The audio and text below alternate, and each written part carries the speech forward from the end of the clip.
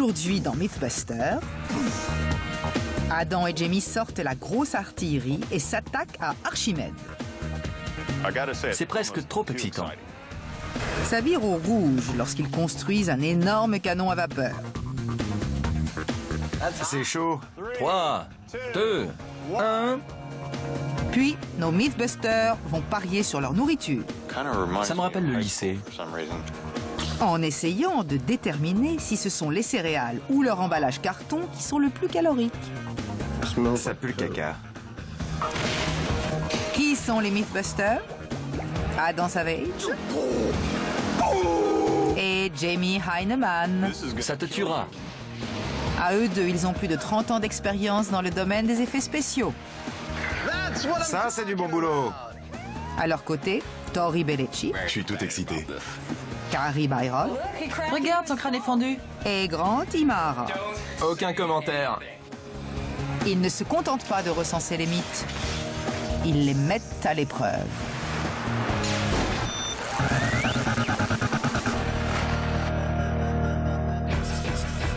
On commence par un petit retour dans le temps.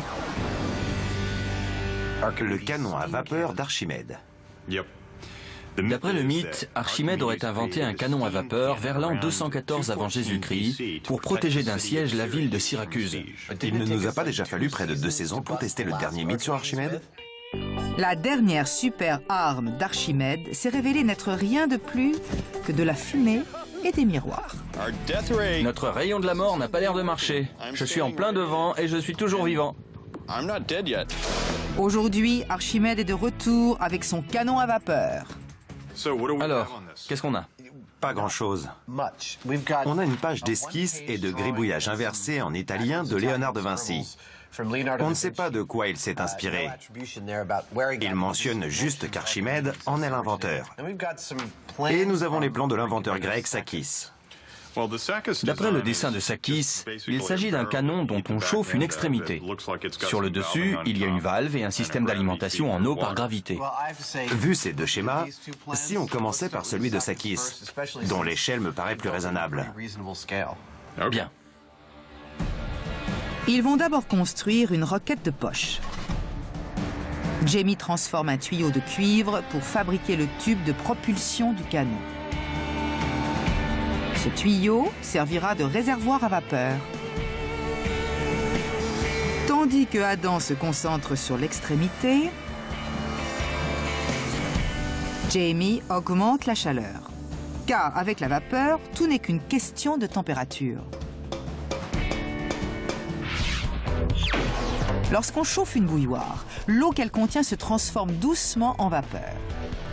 Mais si on augmente la chaleur, la vapeur se forme instantanément, ce qui augmente la pression et risque de produire un projectile. Voici une réplique du canon à vapeur d'Archimède. On verse l'eau dans cet entonnoir, on la bloque dans ce réservoir, on la chauffe au maximum et on ouvre cette valve pour faire descendre l'eau jusqu'ici. La vapeur se forme instantanément, elle pressurise le canon et projette la balle de tennis vers l'extérieur. Ça paraît simple. Pourtant, Adam n'a pas l'air convaincu. Le canon à vapeur est fini. Il ne reste plus qu'à l'essayer. Nous voilà au grand air. On va allumer un feu, installer le canon et on verra si on arrive à quoi que ce soit sans qu'il explose. Rien n'étant moins sûr, comme toujours, la sécurité est primordiale pour les Mythbusters. Une fois le bouclier en place, Jamie installe un système de déclenchement pour remplir d'eau le réservoir à vapeur. C'est bête comme chou. C'est parti. On est paré à chauffer. C'est un de ces défis dont j'ignore l'issue. La balle pourrait être projetée à 1,20 m comme elle pourrait finir dans l'eau à 15 km. Ils vont vite le savoir, car la vapeur monte. Le réservoir indique une chaleur de 120 degrés Celsius. Il est temps de laisser l'eau s'échapper et peut-être de faire un ace. 3, 2, 1. Ça ressemble plus à une double faute. On a fait une boule de feu. Quelque chose n'a pas fonctionné. On ignore pourquoi ça a raté. Peut-être bien qu'il n'y avait pas assez d'eau, ce n'était peut-être pas assez hermétique, ou bien on ne l'a pas assez chauffé. Pour leur deuxième essai, ils effectuent 3 modifications. D'abord, ils recouvrent la balle de tennis avec un chiffon et de la graisse pour qu'elle bloque hermétiquement le canon. C'est bien hermétique. Ensuite, ils augmentent le volume d'eau. Et enfin, le plus important, ils la réchauffent avec 2 fois plus de réchaud à propane pour faire monter la température. Je suis plus optimiste que la dernière fois. On a, disons, 30% de chance de réussite. Je répare les problèmes. Bouchez-vous les oreilles pour le deuxième essai. 3, 2, 1... Qu'est-ce qu'on fait maintenant? On n'a pas obtenu la détonation qu'on espérait. Même à 204 degrés Celsius, cela ne donne rien. Pour le troisième et dernier essai, ils chauffent encore davantage le réservoir. Ça monte vite cette fois. Pour cet essai, les réchauds brûlent à plus de 260 degrés Celsius. Ça n'a jamais été aussi chaud. La balle de tennis va-t-elle devenir un engin balistique? 3, 2, 1... Eh bien non. Après 3 échecs, le set semble perdu, mais le match n'est pas encore terminé. On ne s'arrêtera pas avant d'avoir obtenu une détonation. Même contre vents et marées, on va continuer. Les canons à poudre deviennent indispensables à tout arsenal d'une armada dès le XVe siècle. Mais le grand Archimède aurait-il inventé un canon à vapeur 2000 ans plus tôt? Au vu des expériences des Mythbusters, il semblerait que non. Ils n'ont pas réussi à chauffer assez leur canon en cuivre pour obtenir une détonation. 1... Cette histoire plutôt fumante ayant l'air bidon, l'équipe fait appel à la cavalerie. Roger, bienvenue dans notre QG. Roger McCarthy étudie les désastres mécaniques. Cela fait de lui l'homme de la situation. Les explosifs dangereux sont des matériaux qui passent très rapidement d'un état solide à un état gazeux. Vous prenez un solide, de l'eau que vous transformez en gaz avec de la chaleur. Tu as l'air optimiste sur le fait que nous puissions le faire fonctionner et que ça marche. Je suis convaincu que si on le conçoit correctement, il lancera un projectile. Reste à savoir quelle sera sa portée. À mon avis, on se contentera d'une 30aine de mètres, histoire de prouver que ça marche. Parle pour toi. Avec l'aide de Roger, notre équipe effectue 4 modifications pour tenter de tirer ce canon. D'abord, ils injecteront davantage d'eau grâce à un tuyau plus large. Ensuite, ils inséreront un tube perforé spécialement pour répartir le liquide dans tout le réservoir d'eau chaude. Troisièmement, ils y ajouteront une bonne poignée de clous en cuivre pour augmenter la surface de chauffe. Et enfin, ils augmenteront la température. Ce sont les solutions apportées par Roger. À Jamie de construire le canon en commençant par une nouvelle arrivée d'eau. Et voilà. Il n'y a pas mieux. T'as raison. Voici le nouveau tuyau de répartition. Une fois fixé, il ne reste plus qu'à le remplir de clous et notre canon modifié sera presque terminé. Je vais introduire la balle, puis j'irai me mettre à l'abri. Tu n'auras qu'à verser l'eau. Ensuite, tu te sauveras et on tirera.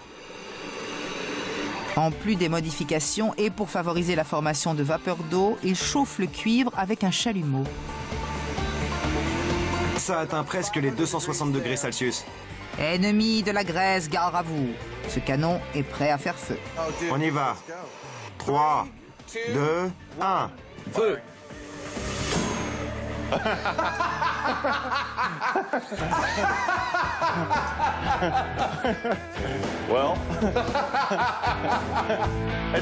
Il a tiré.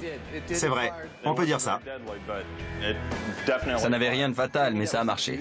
C'est le canon le plus joli que j'ai jamais vu. Joli, oui. Fatal, non. À moins que l'armée adverse ne soit morte de rire. Mais Jamie a la preuve que cela fonctionne. Il doit y avoir une raison pour que le tir ne soit pas franc. Non, mais on sait pourquoi les Grecs n'utilisaient pas de balles de tennis.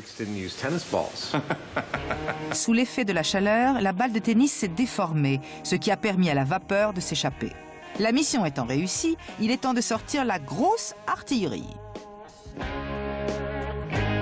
On sait que ça fonctionne, alors je veux passer à autre chose. J'en ai assez de ces petits engins. Les céréales sont-elles assez nutritives ou est-il préférable de manger du carton? Imagine-moi enfant, assis dans le caddie de course de ma mère, sillonnant les allées à la recherche des céréales. Je montre du doigt une boîte de céréales hyper sucrée, et comme toutes les mères, ma maman me dit « Je n'achèterai pas cette marque car la boîte a l'air bien plus nutritive que son contenu. » Les castors mangent bien du bois. C'est en quelque sorte du bois.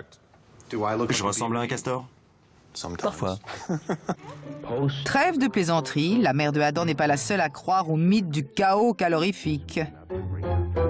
Big puffs of wheat tumble through hot sugar and honey until they're delightfully crisp. Mais est-ce la boîte ou les céréales qui sont alléchantes? Have the cereal just sweet enough for the whole family. Comment on le vérifie?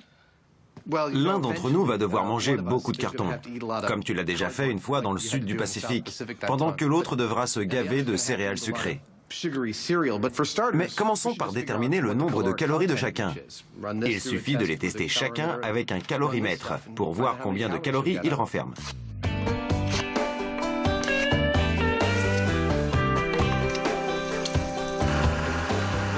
Miam miam. Afin de rendre cet emballage carton plus agréable au goût, Jamie le passe au mixeur avec de l'eau. Ça me rappelle mes années de lycée.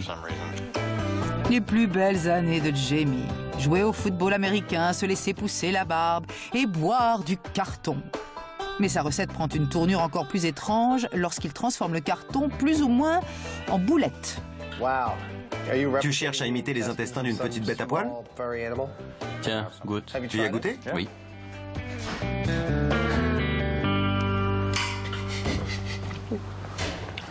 Bizarrement, ça a le goût de carton.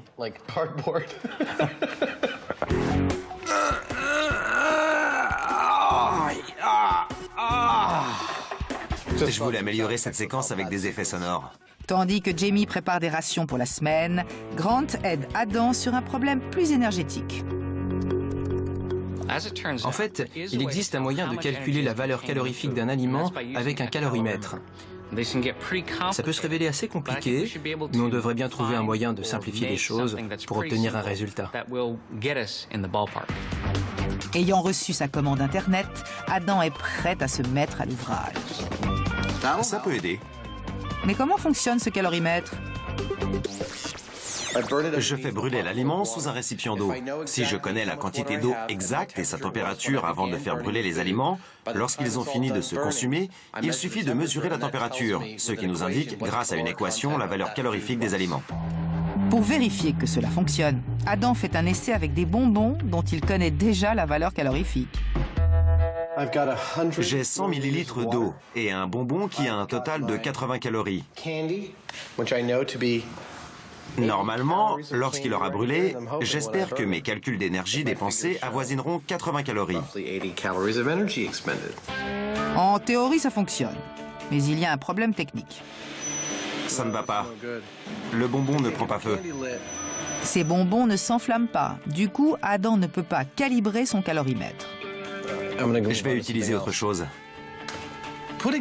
Ça prend 2 minutes pour assembler un calorimètre. Mais il faut des lustres pour le faire fonctionner. Jusqu'ici, il n'a pas eu de chance. Mais Adam décide de poursuivre envers et contre tout, en commençant par l'ennemi juré de sa mère, les céréales de base. Regardez ça. Et par miracle, ça fonctionne. Adam vient d'enflammer précisément 1 gramme de céréales qui réchauffe doucement 100 millilitres d'eau. C'est éteint. Je vais vérifier la température maintenant, même s'il lui faudra quelques minutes pour se stabiliser. La température de l'eau a augmenté d'environ 5 degrés Celsius, ce qui prouve, d'après un calcul complexe, qu'1 gramme de céréales équivaut à 9 calories. Cet emballage carton de base fera-t-il mieux? Ça pue le caca. Eh bien non! Une fois le carton consumé, Adam effectue quelques calculs supplémentaires et découvre que l'emballage contient 20% de calories en moins que les céréales. Que doit en déduire la mère de Adam? Apparemment, ma mère a tort, mais l'écart n'est pas aussi flagrant que je l'aurais imaginé. Je pensais qu'il y aurait plus que 20% de calories en moins dans l'emballage. La balance penchant du côté des céréales, il est temps de se régaler avec l'emballage.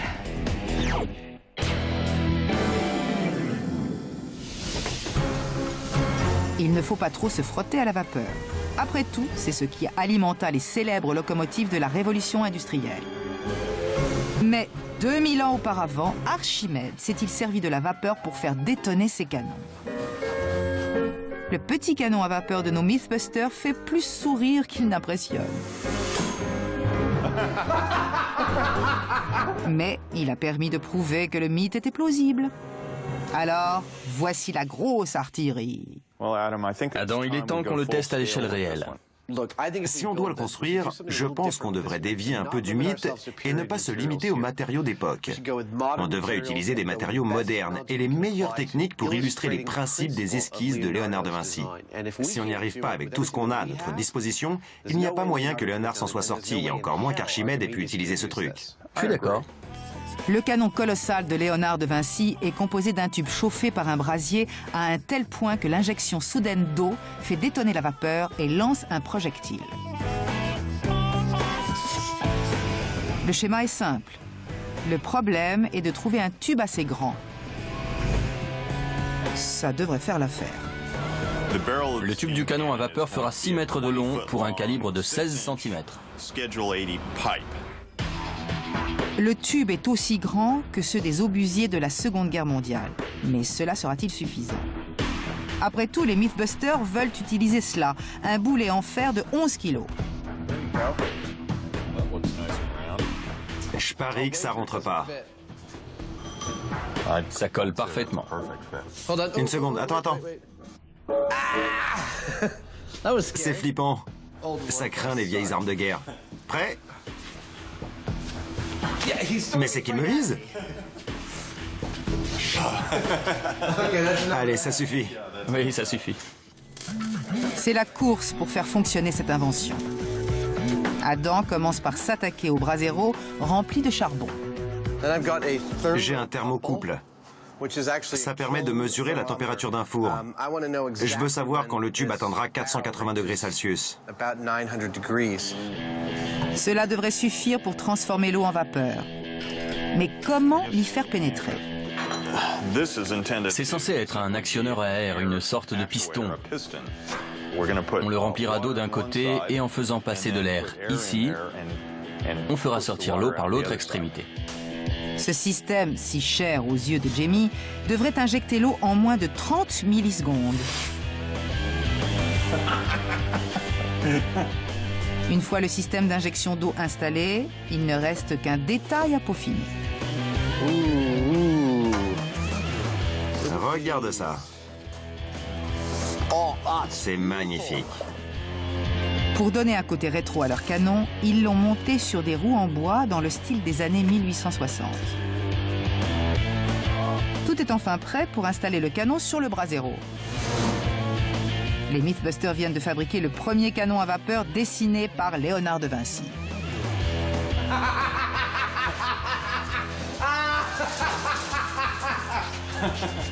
C'est vraiment gratifiant. Ils en sont assez fiers.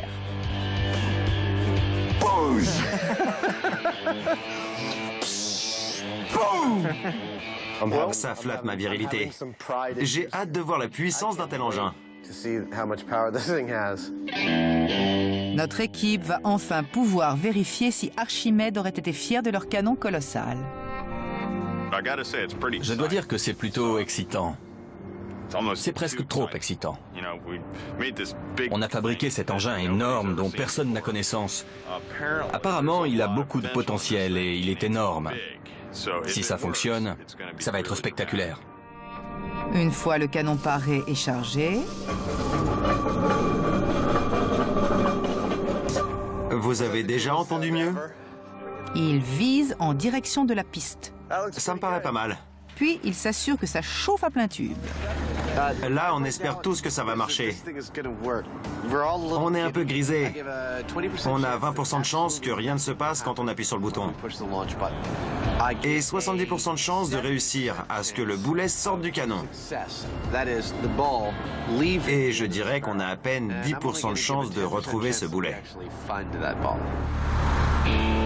Le tir n'aura lieu qu'une fois que le canon sera assez chaud pour transformer en un instant l'eau, injectée par l'actionneur, en vapeur. 537 degrés Celsius devrait suffire. Allez, on dégage. Tous aux abris. Le canon est paré à tirer.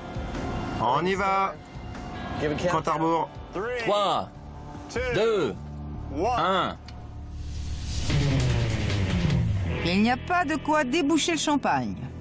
L'eau a bien été injectée. Alors, que s'est-il passé? En y regardant de plus près, il repère le problème. Adam, Qu'est-ce qu'il y a? de la vapeur, il y a de l'eau qui goutte. L'intérieur du tube n'était pas assez chaud pour transformer toute l'eau en vapeur. Il va falloir placer la barre plus haut. On a augmenté la chaleur jusqu'à 815 degrés Celsius. C'est ce qu'indique le thermocouple. On va chauffer ce brasero à mort autant que possible jusqu'à ce qu'il soit super méga brûlant. Alors on tirera et ça devrait marcher. Je suis vraiment surexcité. C'est stressant d'essayer de comprendre ce qui se passe au cœur d'engins aussi chauds et dangereux. C'est sûr, c'est stressant. Car à de telles températures, l'intégrité de la structure du canon est mise en danger. Le canon devient rouge. On est prêt pour le deuxième essai. Jamie, le compte à rebours. Bien. 3, 2, 1. Je suis déçu. J'aimerais que ça fonctionne. J'ignore ce qui a pu se passer. Je préfère ne pas en parler. Le ralenti laisse apparaître une fuite conséquente au niveau du tuyau à cause de la chaleur. Si cela ne fonctionne pas avec des matériaux modernes, alors avec des matériaux de la Grèce antique. À la tombée de la nuit, Adam colmate les fuites et rajoute du charbon. Enfin, dans un dernier effort, il diminue l'angle de tir du canon afin de faciliter la projection du boulet. 3, 2, 1. Attention! Et voilà le boulet. Ce mythe a l'air plutôt bidon.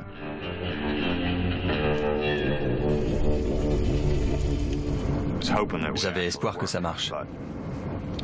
Mais tout ce qu'on a, c'est un joli boulet tout chaud. Soit les Mythbusters augmentent la température, soit ce mythe est un fiasco. Boy, a man, and Sugar Crisp. Adam et Jamie décortiquent l'un des cauchemars matinaux de la maman de Adam. D'après elle, l'emballage carton des céréales est plus nutritif que les céréales elles-mêmes. Whole grain and wholesome, you'll like Sugar Crisp. Jusqu'à présent, la maman de Adam semble avoir tort. Regarde. Avec son test de valeur nutritive au calorimètre, Adam vient de démontrer que l'emballage carton renferme 20% de calories en moins que les céréales.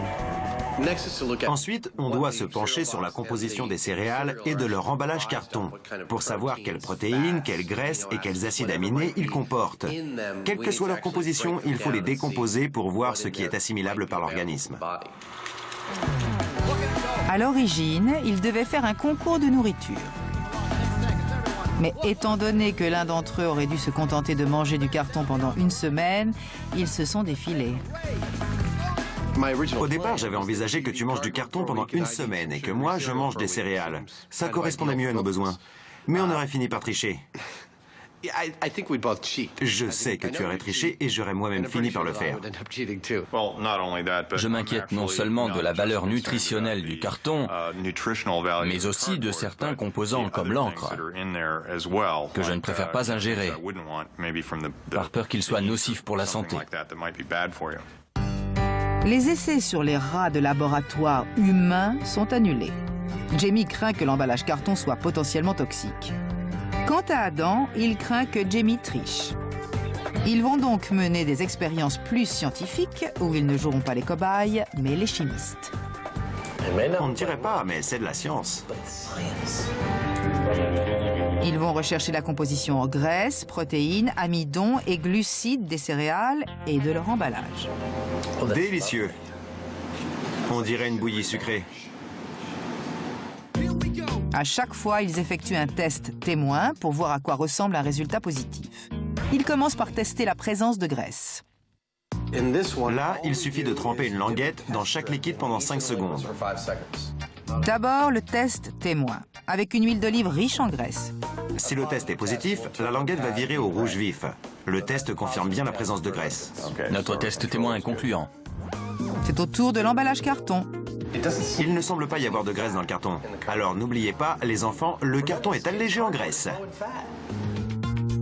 Mais avec les céréales, la languette vire légèrement au rouge. Les céréales comportent un peu de graisse. Juste un peu. Les céréales, 1-0 pour les céréales. l'amidon, Pour le test de présence d'amidon à l'iode, le témoin devient bleu foncé, teinte légèrement reproduite par l'emballage carton, mais tout à fait retrouvée en testant les céréales pleines de féculents. pour les céréales, c'est positif. Il y en a plein.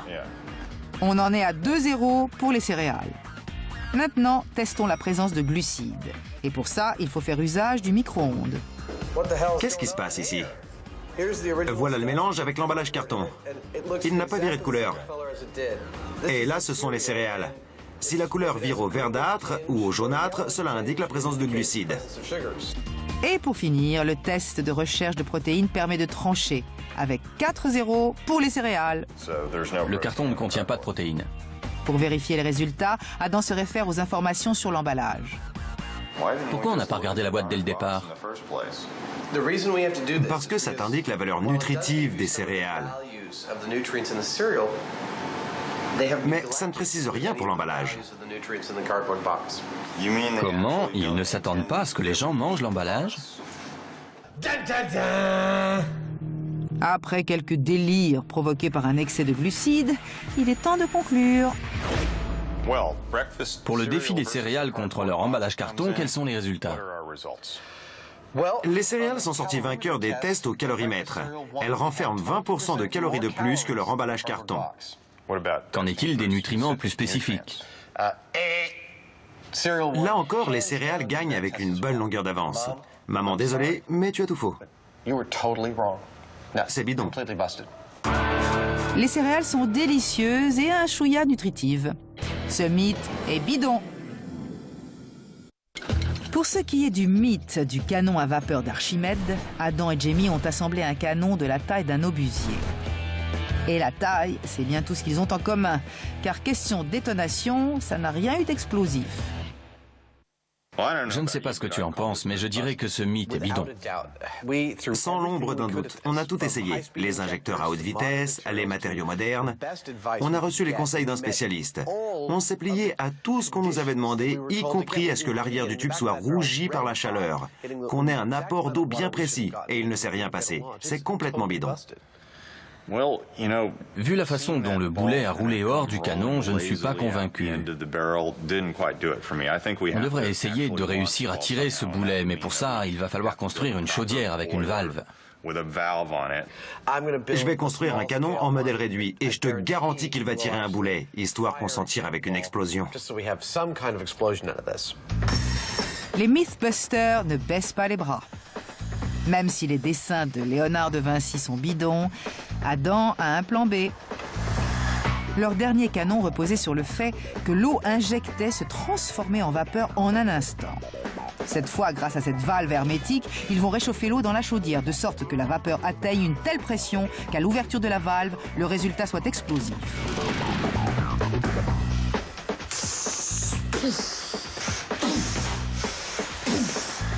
Afin d'ouvrir la valve suffisamment vite, Adam a recours une nouvelle fois à des actionneurs pneumatiques.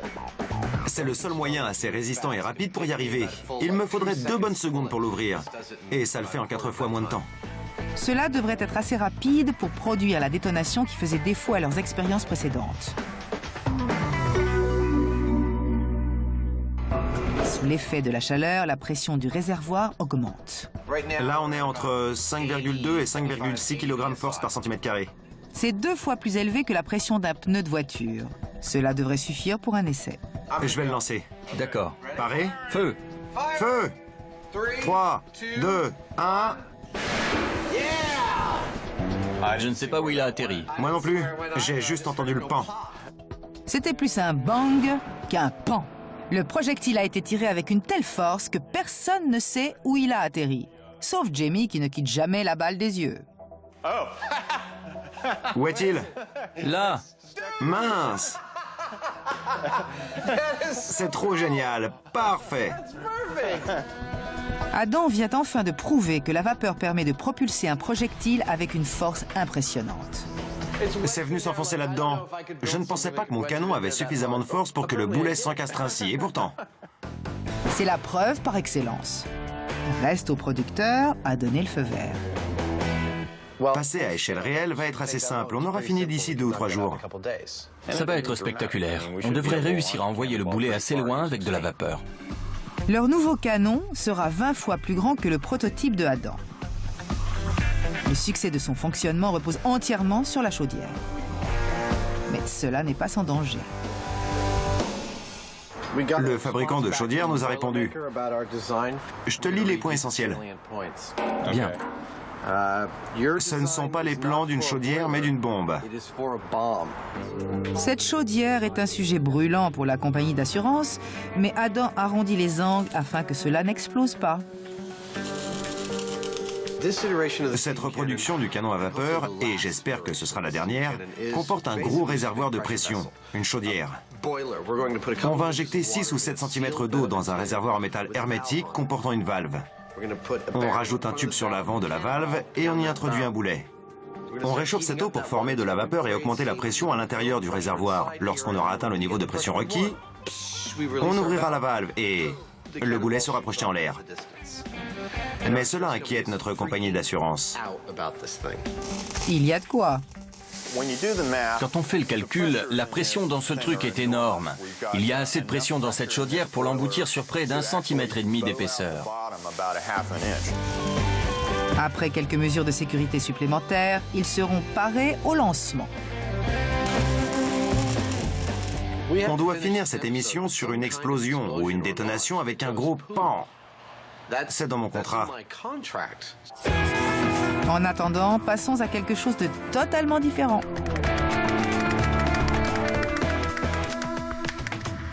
Comment fait-on pour mythifier un fait? De quoi s'agit-il? Nous ne sont pas forcément visés. Nous recevons beaucoup de suggestions de nos fans et téléspectateurs sur notre site internet.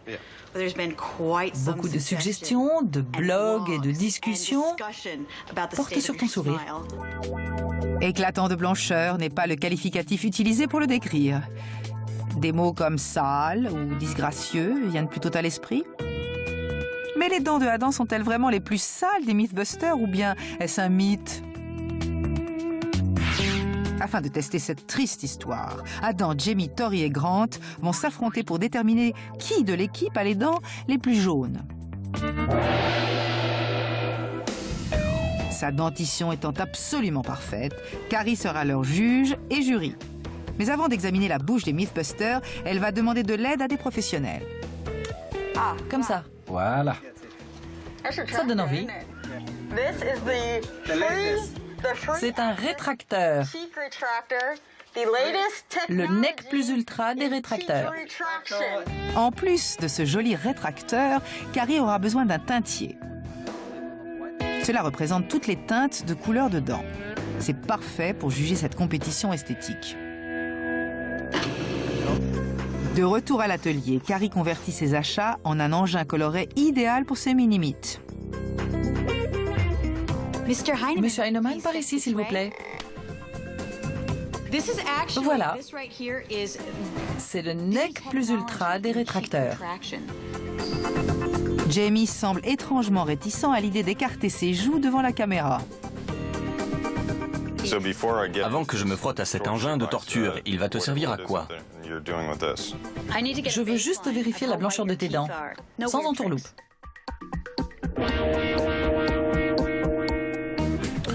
C'est du plastique, alors tu ne devrais pas pouvoir m'électrocuter avec. Nous conseillons aux âmes sensibles de ne pas regarder ces images. C'est horrible. C'est confortable? Pas vraiment. Apparemment caché sous ses moustaches, Jamie a bien des dents.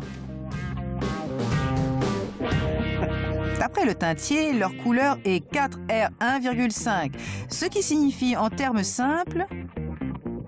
J'ai les dents très jaunes. Jamie est mal parti. Ses dents sont très abîmées.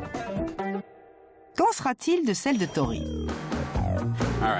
Je dois faire quoi? Mettre ça dans ma bouche? Tori est tellement certain d'avoir un sourire éclatant qu'il ne peut s'empêcher d'essayer ses techniques de drague. Ça va? Vous venez souvent? On ne s'est pas déjà vu. Mais Carrie arrive à rester de marbre et note les dents de Tori. Je dirais 2R. Elles sont plutôt blanches. Rien de surprenant. Les dents de Tori battent celles de Jamie à plat de couture. Grant? C'est au tour de Grant. En fait, je viens juste de le désinfecter et de le laver. Je me suis dit que tu n'aimerais pas goûter à la bave de Tori. Tori l'a mis dans sa bouche? Oui, mais je l'ai désinfecté avec un spray et un chiffon et je l'ai lavé. Histoire que tu n'aies pas l'impression d'avoir embrassé toutes ses conquêtes. Aucun désinfectant au monde ne pourra jamais me le garantir.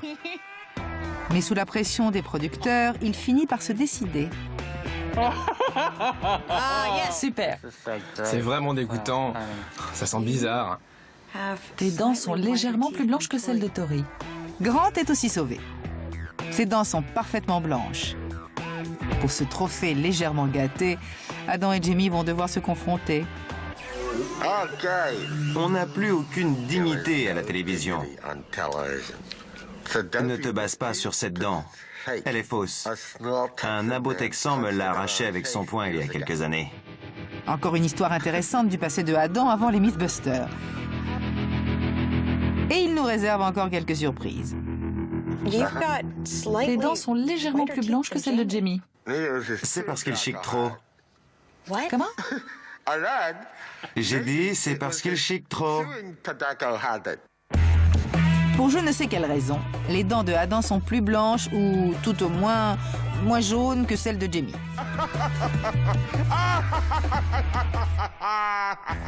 Sur l'échelle de couleur des Mythbusters, les dents de Adam sont une teinte plus blanche que celle de Jamie qui remporte la dernière place. Ce dernier est un peu ébranlé par cette nouvelle. Au début, ça m'a mis en rogne d'apprendre que Adam avait des dents plus blanches que les miennes. C'est agréable. Après toutes ces boutades sur mon hygiène, c'est divertissant. Mais dès lors que Adam n'est plus sur la sellette, l'esprit de revanche de Jamie prend le dessus. Bienvenue dans le futur. Par vanité et incapable d'avoir une dentition inférieure à celle de Adam, Jamie décide de se faire blanchir les dents par un professionnel. On le place sous une lampe spéciale qui va activer un agent chimique de blanchiment dont on a recouvert ses dents. Au bout d'1 heure sous la lampe, il a gagné 10 teintes. Carrie est épatée. Mais comment Jamie va-t-il réagir? Oh oui. Il n'est pas facile à convaincre, mais il finit par céder. Elles sont bien plus blanches. Jamie se retrouve propulsé vers les teintes les plus blanches, ce qui signifie que Adam a officiellement les dents les plus sales de l'équipe. Chers fans, il va falloir vous habituer à mes dents. S'habituer, peut-être, mais de là à les apprécier, le mythe est confirmé. Le mythe du canon à vapeur d'Archimède est bidon. Tous les efforts de Adam et Jamie furent aussi vains que de se battre contre des moulins à vent. Mais tout espoir n'est pas perdu. Ils ont construit un nouveau canon bien plus complexe qu'Archimède n'aurait pu l'imaginer. Et il se pourrait qu'il fonctionne. Tout le monde recule. Le canon est chargé. Qu'il est drôle. Il est vraiment très drôle. Avec une chaudière flambant neuve, le canon calamiteux est complètement assemblé. Adam va nous expliquer son fonctionnement. Là, on a la chaudière. Elle est fermée hermétiquement par cette valve. Le charbon brûlant en dessous réchauffe l'eau à l'intérieur. Une fois scellée, l'eau se transforme en vapeur et la pression monte dans la chaudière. Lorsque la pression dont on surveillera l'évolution à distance sur cette jauge filmée atteindra entre 12 et 14 kg force par centimètre carré, on ouvrira la valve à distance depuis les boucliers. Elle va faire circuler la vapeur depuis la chaudière dans le tube du canon, d'un coup derrière la bourre et le boulet afin de l'envoyer en direction de la ville de San Francisco. Cela semble tellement facile. Le charbon ardent en place, la pression devrait monter dans la chaudière. Mais au bout de 5 minutes, les choses se présentent mal. Ça va prendre 1 heure pour avoir suffisamment de pression. On n'a que dalle, d'après l'indicateur de pression. Dès que ça commencera à grimper, on ira se mettre à l'abri et on se préparera à tirer. Ça va marcher, ça doit marcher, je veux que ça marche. J'y concentre toute mon énergie. Mais en ce qui concerne les canons à vapeur, qui veut bien faire ne réussit rien. Je n'ai toujours pas de pression. Jamie suggère d'attiser le charbon avec de l'air comprimé. Cela augmente la température, mais le caoutchouc de la si précieuse valve menace de fondre. Et l'installation d'une serviette mouillée pour refroidir la valve menace d'éteindre le charbon. Et toujours aucune pression. Je ne vois aucun changement. En dernier recours, ils entourent la chaudière avec de la fibre de verre isolante. Alors, forcément... Ça monte! On fabrique de la vapeur. Ça monte. On en est à 0,8 kg force par centimètre carré. Ça monte doucement, mais ça monte. Mais cela monte-t-il assez vite? Ça doit grimper de là à là. Quelque chose me dit que l'angle du soleil déterminera plus le tir que l'angle de cette aiguille. Tandis que le soleil se couche, les choses s'accélèrent pour tirer le canon avant que Jamie ne devienne fou. D'après ma montre, la jauge monte de 70 grammes force par centimètre carré toutes les 2 à 2 minutes et demie. On a environ 70 minutes devant nous. Alors on devra se contenter de 4,2 à 4,9 kg force par centimètre carré.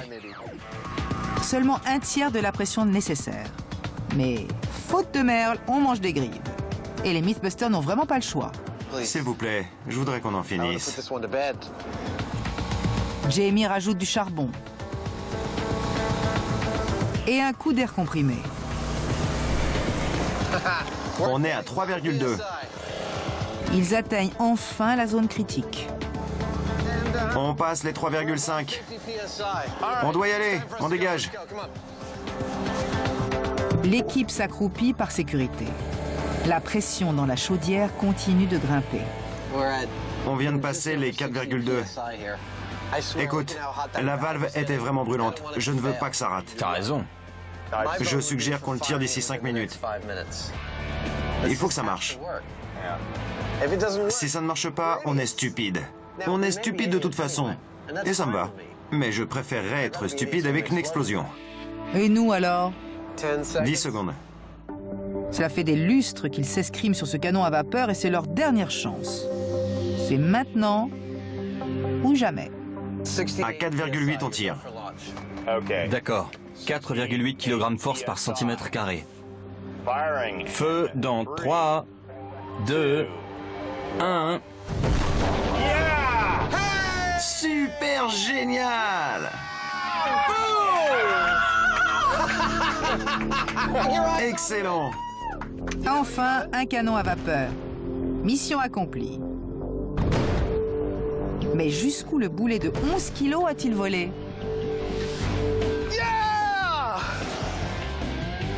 Et si on mesurait la portée de ce tir? Je suis vraiment remonté, je me sens vraiment bien. Adam a hâte de retrouver le boulet. Mais vont-ils pouvoir le repérer? Après avoir balayé les alentours, ils sont sur le point d'abandonner lorsque, 1,5 km plus loin, Jamie repère quelque chose. Je veux bien être pendu. Tu ne l'as pas retrouvé? Si, C'est vrai? Mince! ça fait un bon 1,5 km. Le boulet a parcouru plus d'1,5 km. Mais il n'a pas atterri ici. Non, mais quand même, il a dû atterrir à environ 300 mètres. Et la pression n'était que de 4,6 ou 4,8 kg force par centimètre carré. Dire qu'on voulait atteindre 14 kg force par centimètre carré. On voulait attendre, mais ça prenait trop de temps, alors on a fait feu prématurément. On aurait bombardé San Francisco à 14. On a enfin réussi à fabriquer un canon à vapeur. Cela dit, on est d'accord pour dire qu'Archimède et Léonard de Vinci en étaient incapables. Tout à fait. Bien. C'est bidon. Le soleil se couche, rentrons. D'accord. Cette histoire de canon à vapeur se termine en eau de boudin. Ce mythe est bidon.